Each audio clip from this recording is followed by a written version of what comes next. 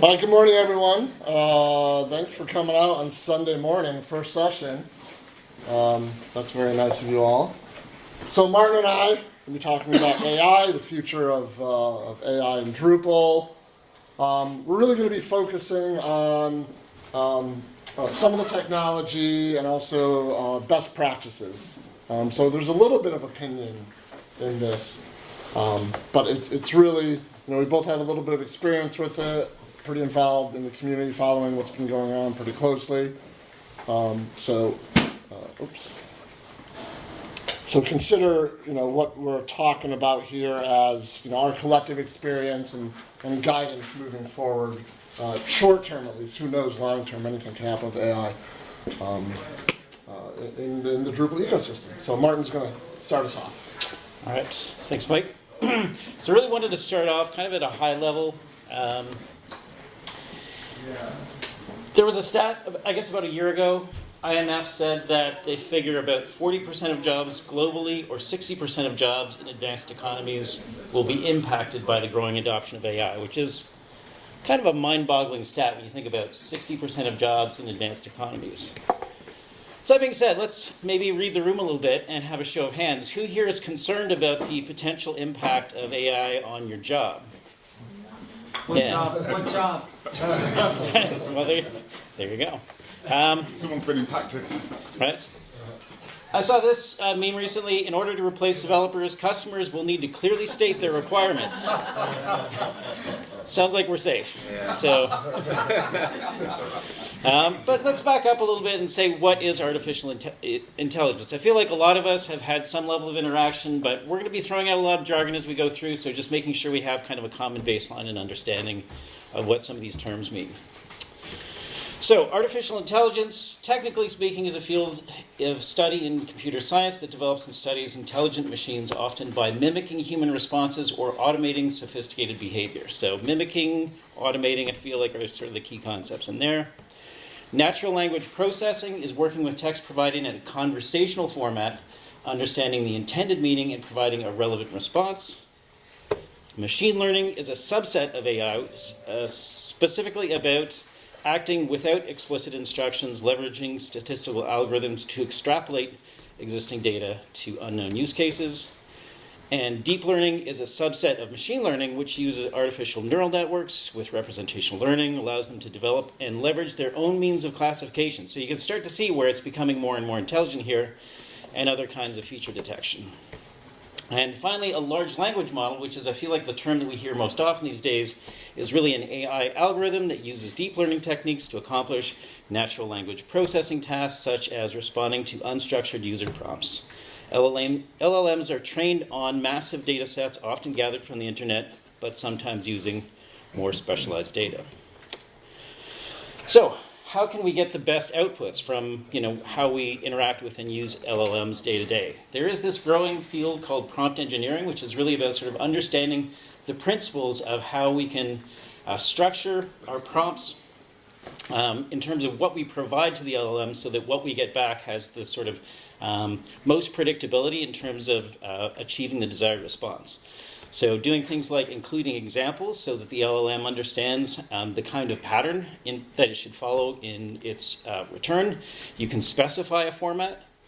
But there's also been a lot of study in terms of like the specific elements that you might want to include. So things like specifically calling out the format that you want, giving it a reference in terms of like what it should be going from, maybe the specific request in terms of what you want it to actually provide you, and then finally providing some framing. So a lot of additional context in terms of what it could use to help to provide the response you're looking for.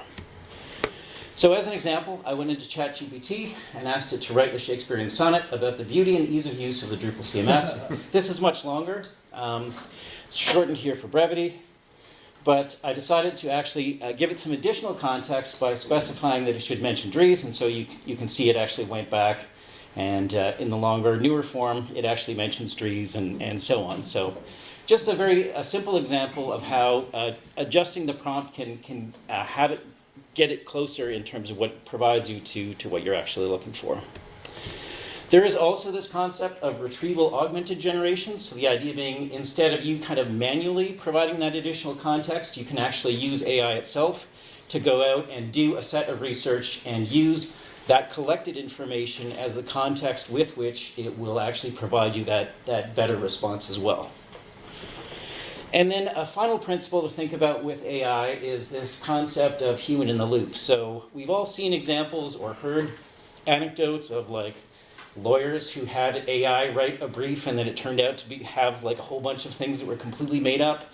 And so relying on AI as sort of the pure generative aspect of it can really be problematic. And that's why you really want to keep a human in the loop as sort of that touch point to make sure, A, that it's true what it's sort of providing back, but also kind of on the mark in terms of actually giving you what you're looking for. And then the human also oftentimes can give it some guidance or, refine the prompt, those kinds of things to help guide it towards, providing the thing that we're actually looking for. Yeah.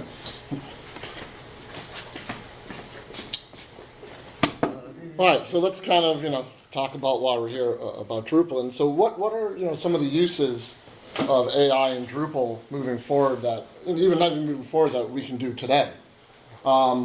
There's already been a slew of modules related to text generation, where you can go on a node page and you can put something in the body field and you can ask it to summarize or create tags or text, or you can give it a title field and ask it to generate content. And some of those are good, some of those are bad, some of them don't, the user interface isn't, super intuitive. Going back to a slide or two, in the ideal situation, all that text generation happens where it happens, and then you can review it before it actually gets saved to, as a node or as part of an entity or something like that. Something that Martin and I were very cognizant about as we were kind of coming up with demos and stuff, where there's things in the AI modules today that don't have a human loop, and we're not going to be demoing we're demoing sort of one part of that, but not really. But I think we're pretty strong believers that that's kind of where things should be moving with the Drupal AI modules. Is AI is great, it can help us, but it shouldn't just happen in the background without us, saying, yes, I approve, let's change that. Text augmentation involves things like changing the tone or summarizing. Again, there's there's modules that do this inside of CK Editor as well as for nodes as well, or entities as well. Image generation, we've seen that for a long time with AI, and we'll actually do a demo of generating an image inside of Drupal. That does involve a human in the loop as well. And these are all things that you can have on your Drupal site today, your Drupal 10 or 11 site today. But again, I think we would recommend use with caution. Make sure you set them up in a way that it's not an automated thing that happens and then you're surprised, 7 hours later when someone is saying, what the hell is up with this image here? And you look at it and say, oh, I didn't realize that's what was generated. Site building, I'm going to do a demo of AI chatbot in Drupal for site building. It's actually part of Drupal CMS. Probably the most important example of keeping a human in the loop. Content moderation, we might run into content moderation today, depending on how one of the demos goes. But this is very handy for if you have one of the few Drupal sites out there that still allows comments, or if you want to check content as it goes to make sure it meets your standards, you can use AI for content moderation. And then there's a whole slew of other things that obviously you can use AI for. The big one that's missing from the other list is search. Martin already mentioned retrieval augmented generation. And there's always, we're going to talk about the Drupal AI or the Drupal AI ecosystem, and there's just tons and tons of modules there. People kind of throwing spaghetti on the wall to see what sticks. All right, so Martin's going to introduce the AI ecosystem. Yeah, so before we get too far down the road of talking about the newer AI ecosystem, wanted to sort of talk about what the AI landscape looked like in Drupal really just a year ago. It was pretty fractured. Probably the project that most people were using at the time was Kevin Quillen's OpenAI project. Really did a nice job of, I think, demonstrating lots of the capabilities of how the different APIs that ChatGPT, DALL-E 3, and some of those were exposing and how they could be used in Drupal. But it was very specific to that one LLM. There was another project called AI Interpolator that was kind of more agnostic in terms of the LLMs that it could work with, but really designed for the use case of automatically populating fields as opposed to really being designed around user interaction. Search API AI was a project around allowing Search API, which lots of sites use, to start to leverage some of the AI capabilities around vector storage and some of those other things. And then there was another project called Augmenter AI, also LLM agnostic, kind of a bit more focused around sort of the content experience, but really providing kind of interactive widgets for users as part of the content generation experience. So each of these kind of had different strengths, definitely some overlap, as you can see in some of these areas. But lots of different developers working sort of in isolation, but solving some of the same problems again and again. There was a user on Drupal.org that created this issue to sort of start to catalog all of the different AI modules. This is an interesting one to go to. Over here on the right, it's probably too small to read, but there's like this up there, and this is not even the full list. So it's like a huge list. It's over 200 modules today in terms of the number of AI modules in Drupal. And then hard to sort because they all begin with AI. And then I think it was around June of last year, somebody had the great idea, instead of all of these people sort of duplicating effort and working in isolation, what if we had a single project that people could work together on, extend the capabilities, and really make these capabilities available for all kinds of new applications with much less effort. And that was how the Drupal AI project was born, really trying to get particularly the developers who were working on those kind of foundational projects starting to work together so that those capabilities could be brought together kind of under this one framework. And already since then, we've seen new capabilities like content migration, ECA integration, and the site builder chatbot that we're going to see later on as outcomes of these people being able to really collaborate as opposed to, to some degree, compete and reinventing the wheel because of that. Is that actually the logo? That is, well, for now, yeah. I like it. Yeah. So this is sort of a rough idea of like a conceptual framework for understanding what goes into the ECA framework, or sorry, the Drupal AI framework. AI presentation.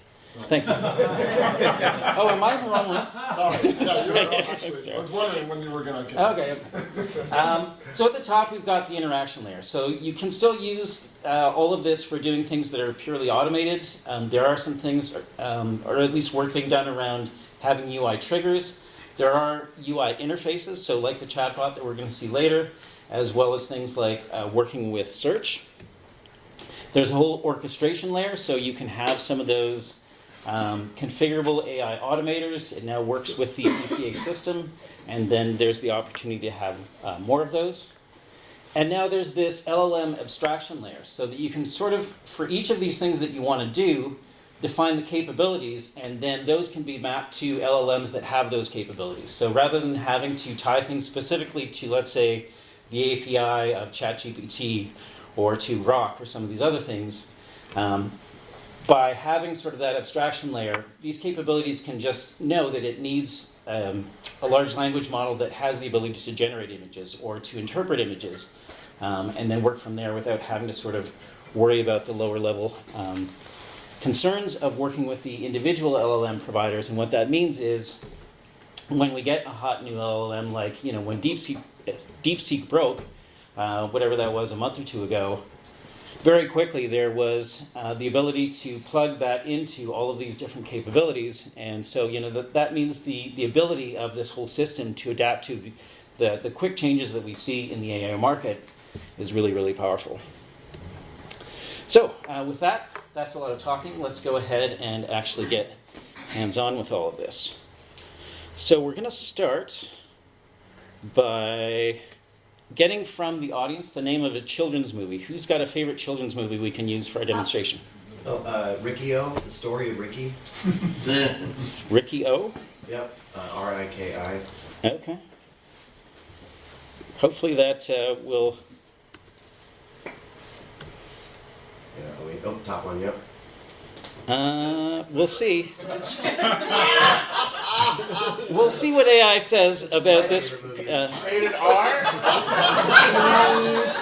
Let's try for something maybe G-rated. How about that? Wizard of Oz. You got hug? I heard I need a hugging face. Princess Bride. Oh, we already heard up, so Best movie ever. I spit on your grave. Princess. You made it. Cemetery.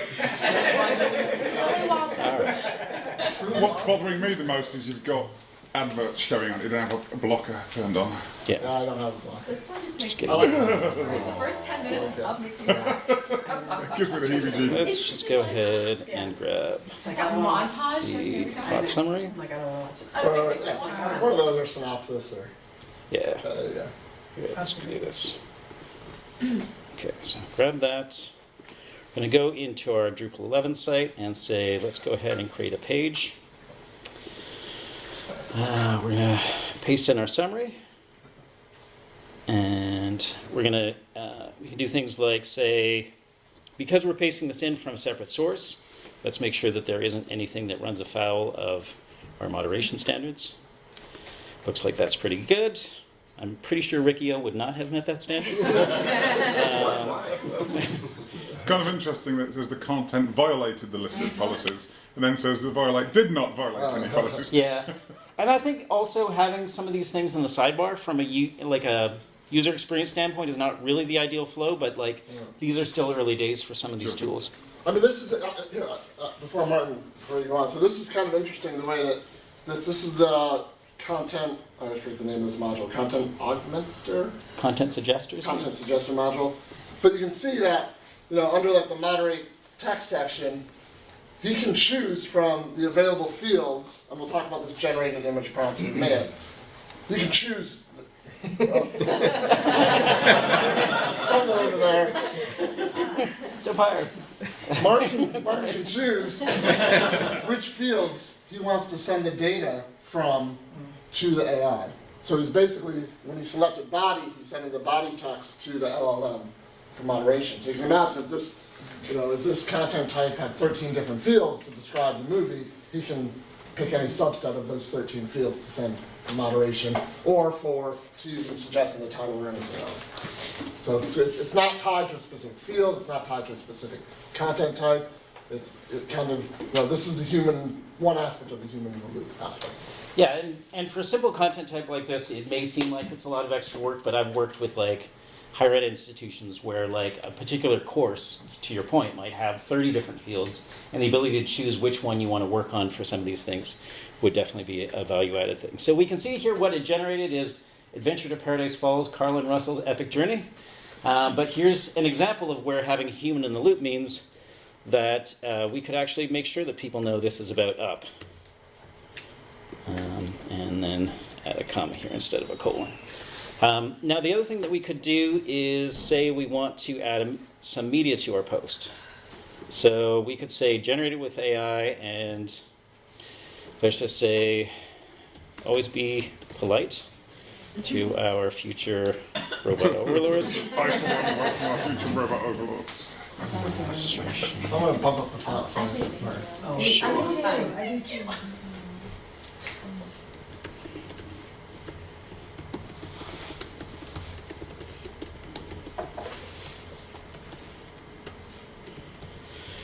All right, so we can go ahead. There's lots of additional configuration. Usually that's pretty much fine to go. Let's have it generate an image. We're connected to OpenAI for this. Yeah, this is the DALL-E 3 model that it's using. So run it through the Disney lawyers first. Oh, this Oh, that's pretty There good. we go.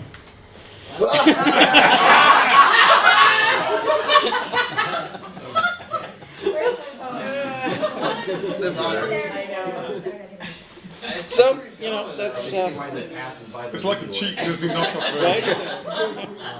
That's how you get past the business lawyer. That's book produced by Chinese AI. It's like a Where's the robot overlord? That is so the funniest thing I've ever seen. I think you should keep that one. That was fantastic. What's the version about your bio on the street corner? Oh yeah. You get anything? What's the name of the dog? Doug? Doug. Doug. That's right. Doug.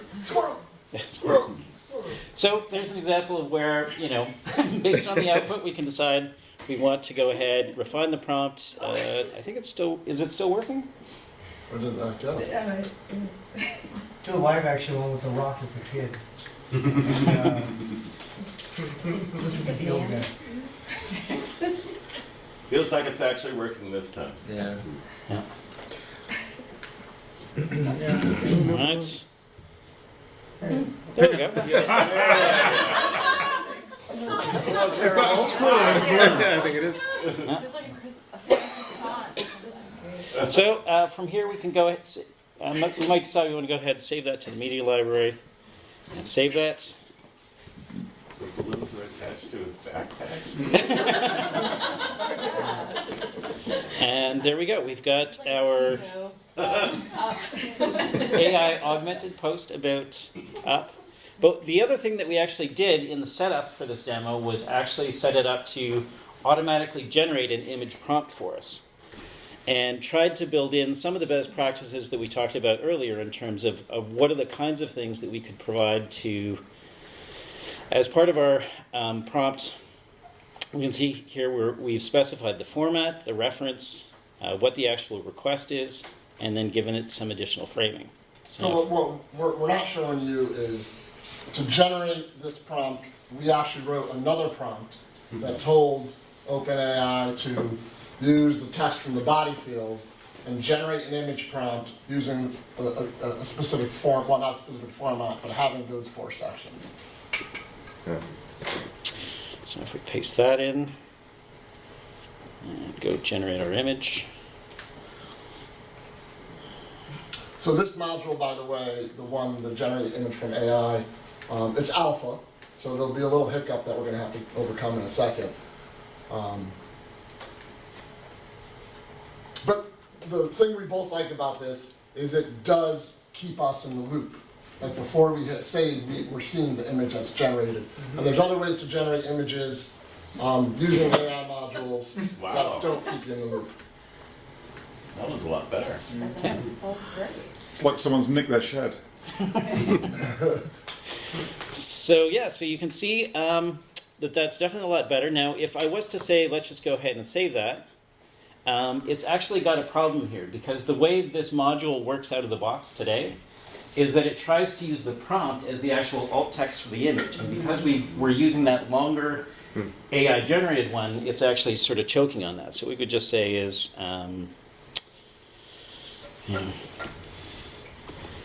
illustration. I mean, where we would want to get to is to actually maybe have a button to have AI generate the alt text based on the image, but for now, let's just say...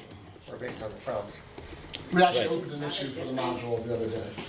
Here's the module that does it. So yeah. Thanks for ruining my part.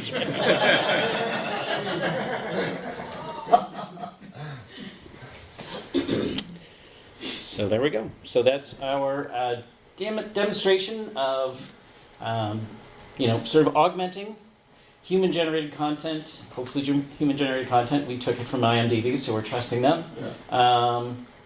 But using AI as a way to generate things like, images, but keeping a human in the loop to make sure that we're getting the best output from it. All right. And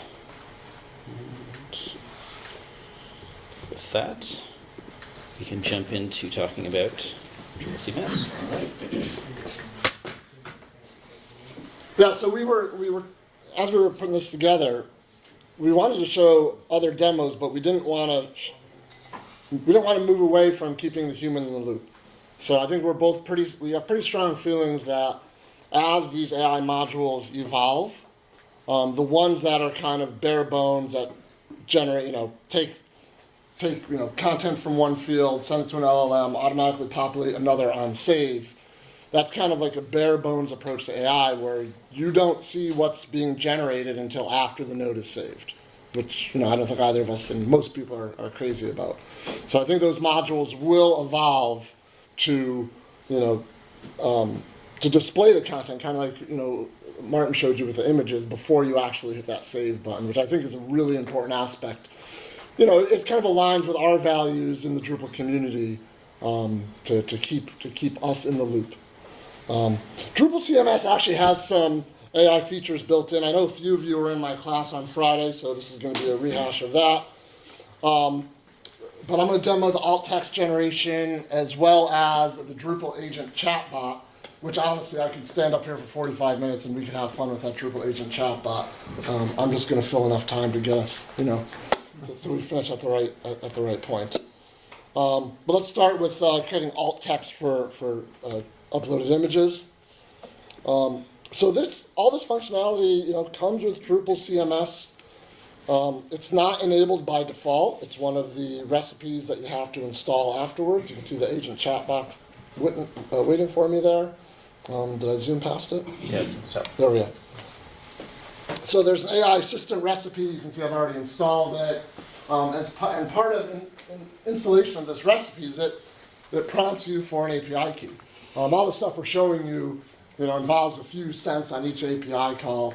I think on Friday when I taught, and I went through probably 90 minutes of AI examples, I spent, was it 48 cents, 49 cents? Something like that, less than $1. Yeah. So Drupal CMS out of the box comes with the AI module providers for Anthropic and OpenAI. But as Martin was saying, there's a ton of other providers that you could install the module for and plug in. So if we go and just create a new blog post, and discard that, get rid of that, and I'm just going to go right down to featured image down here, and select an image, and where am I? Let's see. Everybody loves to see pictures of my dog for some reason, and I'm going to find the most, there we go, there's Stella at her most polite. So this is actually the AI alt text generation module in action. It works on the image media type. So I just uploaded an image, and I really like this interface, although I think it's a little bit buggy right now because, actually no, it is just this time. It changed recently, but it actually, every time you use AI, it's kind of letting you know, hey, you're about to use AI and you're about to send data over the wire. So I think that's really important. Again, it aligns with our values. So there is a setting that we can go in and, so we don't see this button all the time. But for now, I'll just say yes this time. And it's just this easy, generate with AI. And basically what it does, it sends this image to OpenAI to code what's in it, and it'll write a short text. I'll be super amazed if it comes back Mike Anello's dog. Yeah, I don't think it's really that. Again with this dog? Well, here we go, dog lying on the carpet with bone nearby. I'm going to do one more because there's another one, and this is one that really impressed me with this picture. And I know that's a small version of the picture over there, but I don't know if you can tell. She's got a tennis ball in her mouth. You just barely see it over here. She wants to play. And normally the AI picks that up. Yeah. So it's In Mike's home office. yeah, there you go. That's pretty accurate. Yeah, I don't know how it knows it's my home. That's Serious. whatever. It's got the address on the next one. Yeah, exactly. Yeah. Location data in the XF. So this stuff is great. Because alt text. It's not difficult to write.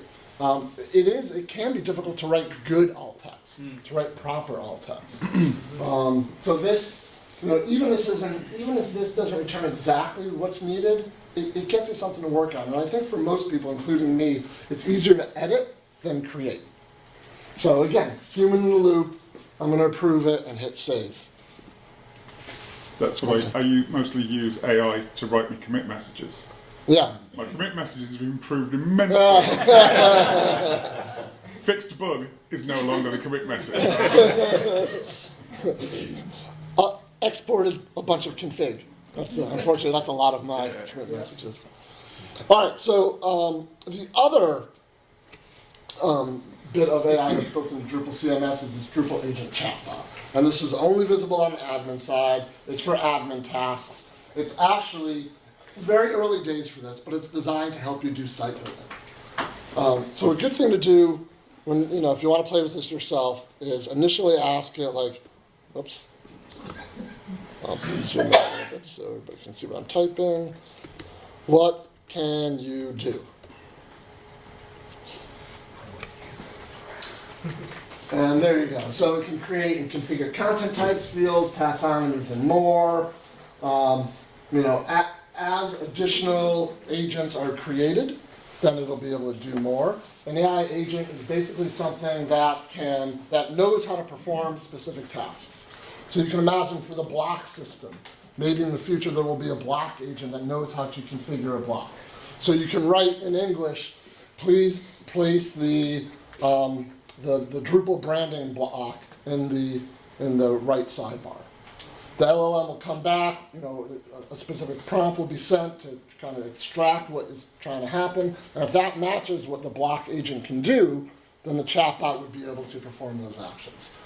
So if you kind of play that a little bit forward, you can imagine in the future, any module would be able to describe what it knows how to do and could become an AI agent.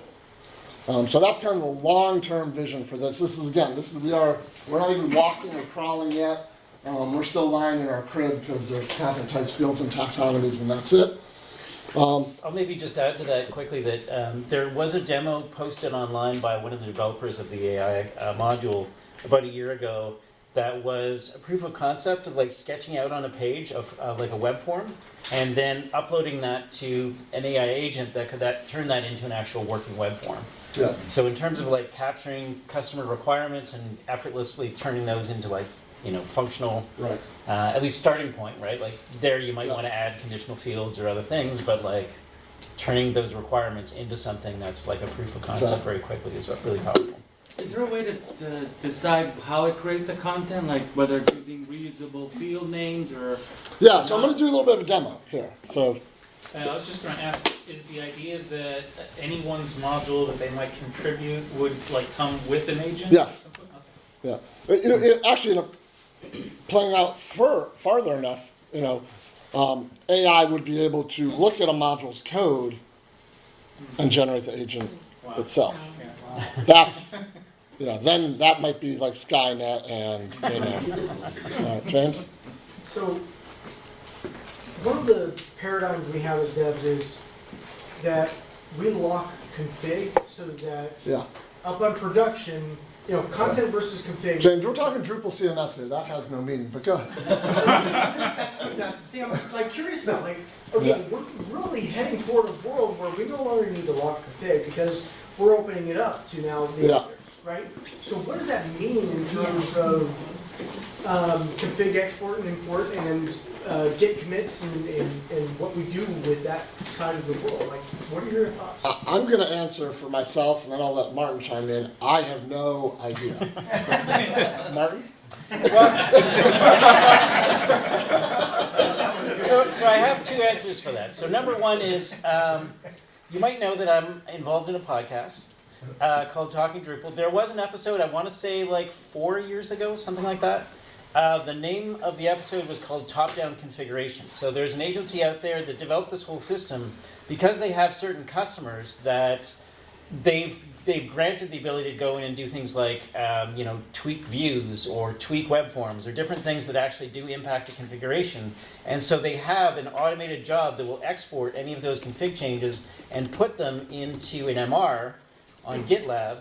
And then basically they have a developer who on a daily basis will go in, again, human in the loop, review those changes, make sure that the customer hasn't done anything nightmarish, like open up things to not require authenticated access or something like that.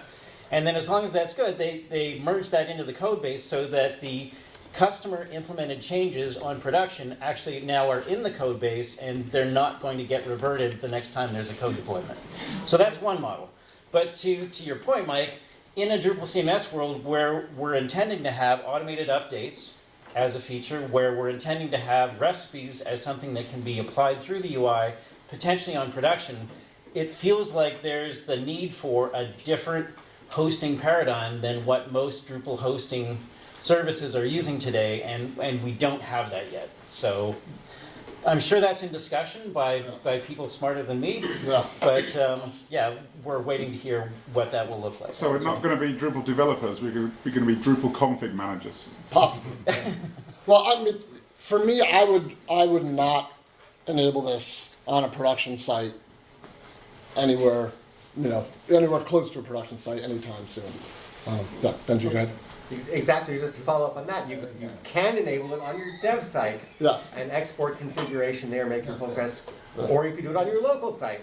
Right. Export the config there Yes. and push it to production. Make this a dev dependency rather than a regular. Yeah. I think I think the way it's probably going to evolve is you're going to be able to enable and disable agents via permission, right? So you'll be able to limit what this thing can do. Now, it's already limited by, these are the only agents available, but it can't delete. You can't tell it to delete a field. It will give you step-by-step instructions to delete a field, but it won't do it automatically for you. So there are guardrails on it already.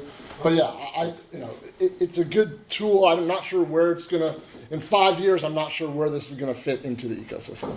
Yeah, I'm not sure exactly what way you're talking about on the podcast, but there is config auto export. That might be what you're using, but we're doing that because we have a client that they like to edit stuff themselves in staging at least, and then that does a daily commit and push. Yeah. And then when they're like, "Hey, we changed this web form and we like it," we merge it in. Right. Was there another question, Ross? Yeah. I have a couple questions. Is there any plans or thoughts to make this more user, like a search bot for the content that's on the site? Yeah, there is actually a search recipe. Use a search API. Does not have any of the AI functionality yet. There's been talk about it, but it's really tough with Drupal CMS to give something out of the box because if you don't know what that site is going to be designed for, what type of content it's designed for. So I don't know. I don't know if there's a roadmap or a plan. Yeah, how do the agents know what fields that they can change? How do the agents know what? Like what it can, like how does it know how to update a content type, or a web form? So in very broad strokes, it takes this prompt and any context, the previous prompt, sends that to an LLM inside a very well-crafted prompt. That's behind the scenes here. That basically says it's basically asking the LLM to parse what's being asked, return it in a specific format, and see if it matches any of the capabilities of these agents. Well, right, where's the LLM come from? Where's the LLM come from? It's using OpenAI. I'm not sure if I'm answering your question. There's an admin interface where you can go in and select that you're going to use OpenAI or I forget the names of the other providers, but sure. Yeah, I mean, I think the answer is really the agents. So there are these 3 agents that ship with OpenAI. So one is content types, one is taxonomies, and one is fields. And based on how those are set up, that's what defines what it can and can't do. That allows it to understand what's already in the site configuration. And if you had additional agents, so like I've heard there's one in development for ECA, then theoretically if you had the ECA agent in there, you could say, create me an ECA model that will do these things. Ultimately what these agents do is create configuration, YAML configuration, that gets imported.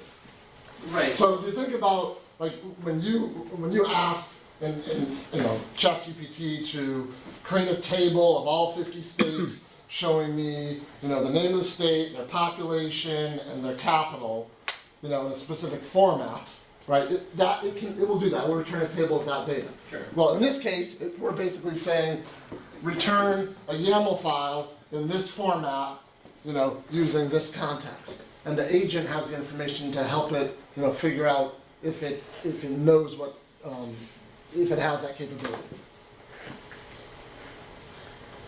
No, I understand that. That's not. I mean, Okay. Like, Maybe we can talk afterwards. I'm kind of looking at this from a larger perspective of Yeah. if we have to teach it to do these things, then Yeah. why don't we just do it ourselves? Why don't we need the AI to do it in the first place? Oh, okay. Well, I mean, this isn't for us, right? This is for folks who haven't, learned what entities, bundles, and fields are.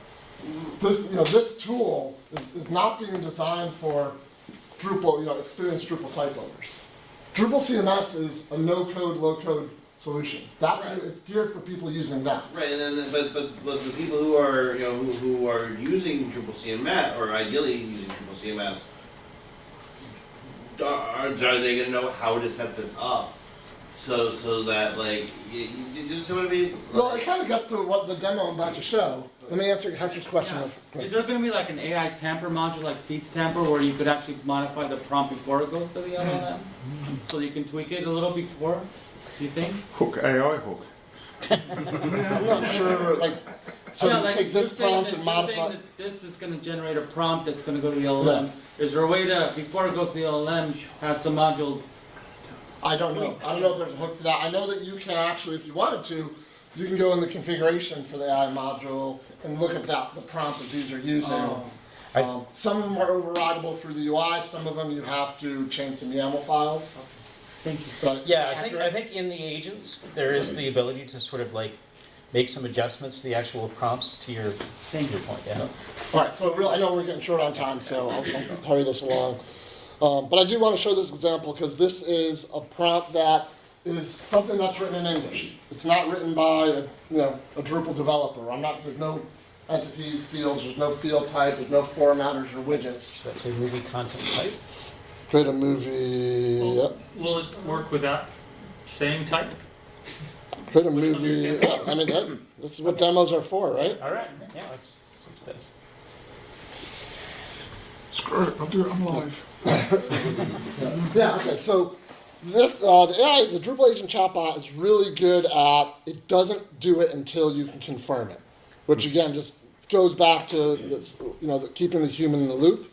So it can create a movie content type with fields. Here's a field, so it's a default field for that, a line text field, a decimal field for a movie rating, so we probably want to change that. A release date field, a box office gross is a decimal field, a text field for listing the directors, and we might want to say, oh, actually, we should have a person content type, and then a reference field, as a first pass. Movie poster image. In class the other day with this trailer link, I was trying to convince it that I wanted this to use, without using the phrase, the remote video media content type, I was trying to move it in that direction. I don't think we were actually successful, but you can kind of see. We get this, and now we can start tweaking. Because in Drupal, not in Drupal, but in AI chats, whenever you enter a new prompt, it also sends along the previous conversation as context. So we can basically say, change the rating field so that I can enter G, PG, 13, PG, or R. So we don't have to repeat everything we said. We can now just start having that conversation. And we did run into an issue the other day. Sometimes it asks you to create it, but it actually already created it. So we're going to see what happens here in a second. And the nice thing about the Drupal agent chatbot is it does save state if you change admin pages. So you don't have to start over again. Just taking a second here. I have another question. Yeah, that's great. Never mind, I'll do it later. Oh, yeah, there we go. Okay, so a list field, select list with options. So let me just say yes, and then you can ask your question. Yes. So what was your question? I was gonna say, like, is there any, before we apply this to a client website, is there anything else, any other considerations that we should make them aware of? Like, you said you have to kind of approve, like, your information is gonna go out, so there's security, there's a cost associated with it. Yeah, there's a cost. With the API or whatever, with the agent. So what else? I think the big thing is, I would only be comfortable implementing solutions that don't automatically do something without the human having a chance to say, hang on, let me check this out. There are modules in the AI ecosystem that will generate stuff without you having a chance to review it before the node is actually saved. I'm not crazy about that. I think it'll be improved in the future. But yeah, I just think, the awareness is a big one, right? I would maybe add to that and say I've heard of a lot of organizations that already have a very distinct AI policy around when it can or can't be used, and making sure that the stakeholder you're talking to is aware of whatever the corporate or government policy might be, and you're not going to start going down a path that ultimately it turns out they're going to have to cut bait on, 3 weeks in or something like that. The structure of this new one. Yep, we're going to do that in a second. So there are I don't know if you noticed on Martin's slide with the diagram side, the providers, but Hugging Face was there. So you can actually run a local LLM and have this just talk to that local LLM. Your mileage may vary, obviously, depending on the LLM, on the task. All right, so we might go, well, we're over already, but I will. Where are my content types? There's our movie content types. Get away from that. Manage fields. And yeah, I'm not sure what's up with that. Now it's fixed. But, okay, so it did create. It doesn't always use media module. So sometimes it's just a regular image field, so I'm not sure what prompted that. But it did use a date field, the list text, just a link for the trailer, plain long, new to use formatting. So it's not bad. I mean, it's not bad. And I'll get one more and then I'll shut up. Please remove the trailer link field, just to show you that there are some guardrails on this. There you go. So it's unable to delete the fields, but here's how you do it if you really want to get yourself in trouble. What about modifying the existing fields? Like, could it go in and remove the damaging numbers after the machine name? I doubt it, because that would involve deleting this.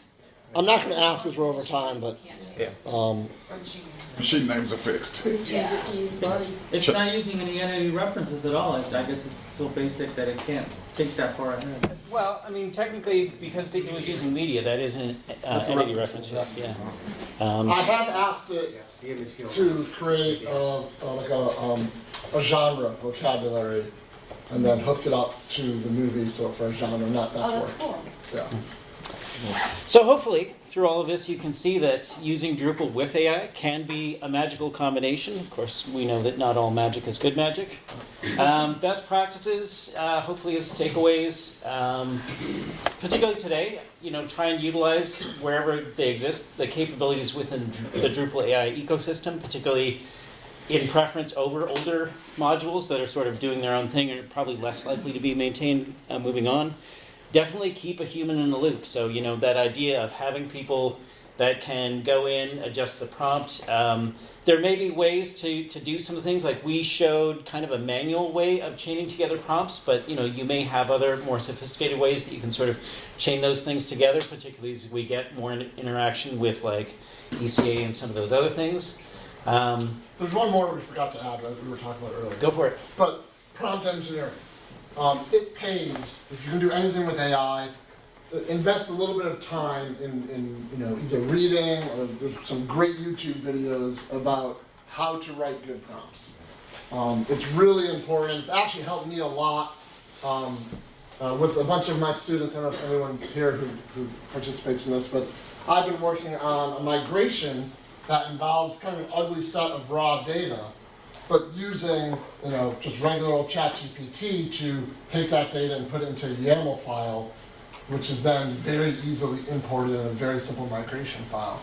And I've learned a lot about writing a good prompt to take that ugly data and put it into a pretty YAML file. And I think it would take me a lot longer. I'd probably not be there yet if I didn't kind of invest some time in understanding like the types of context that you can write in a prompt to get out of it what you're looking for. All right, and then the last thing, Marcus, who does a lot of the the programming work behind the AI ecosystem, publishes sort of a regular series of videos. I think one of the things that's great about these videos is oftentimes he'll show like a very practical use case of like where AI can add value to like common workflows. So these are great. You can subscribe to them directly on YouTube or go to his Workflows of AI website. Also, for anybody who's going to DrupalCon next month, I expect you'll be hearing new announcements around AI and Drupal there as well, so definitely something to keep your ear to the ground about. And we probably don't have time for questions, but... The only thing I would point out is if you go back too far in those videos, okay. they don't work anymore. Yeah. Right, yeah, that's fair. We were just talking about that yesterday. Yeah, and it's too bad because, man, there's some really amazing stuff he does back about a year and a half ago. I will say buyer beware with some of those videos. A significant portion do not keep the human in the loop. Right. So they're kind of showing like the art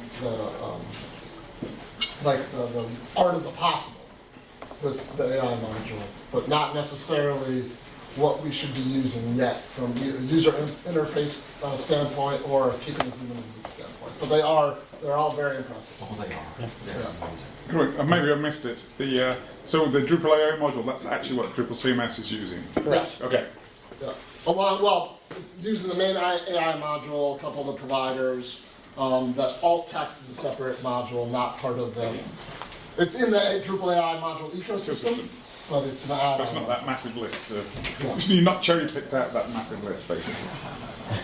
No. Everything we showed you is part of the. One of the best practices is only use modules in that Drupal AI ecosystem because that's the future. Have you gone down the rabbit hole? I tried to do Search API in Pinecone, but I wasn't able to get it working. But how's that been? Because Solar just doesn't compete with Google. It works well. I mean, it does take some effort to get it set up. I've done it on a couple of kind of demo projects for clients. Honestly, the hardest part about that setup, and first of all, if you're using DDEV, it's actually easy, because there is a DDEV add-on that gets you that vector database. Oh, okay. But the hardest part for me in that is just writing the prompts. It's writing kind of the behind-the-scenes prompts that takes the data from that initial search in the Pinecone database and wraps in a prompt that you send to the LLM to get stuff back. And RAG is a little bit more. You have to know a little bit more about the LLM settings, like the temperature and things like that, so that you're not getting too much back or not enough back. So it's kind of like, let's say, level 2 of AI integration as opposed to what we showed you here. Okay. Lights. Yeah, wake up, everyone. Come on.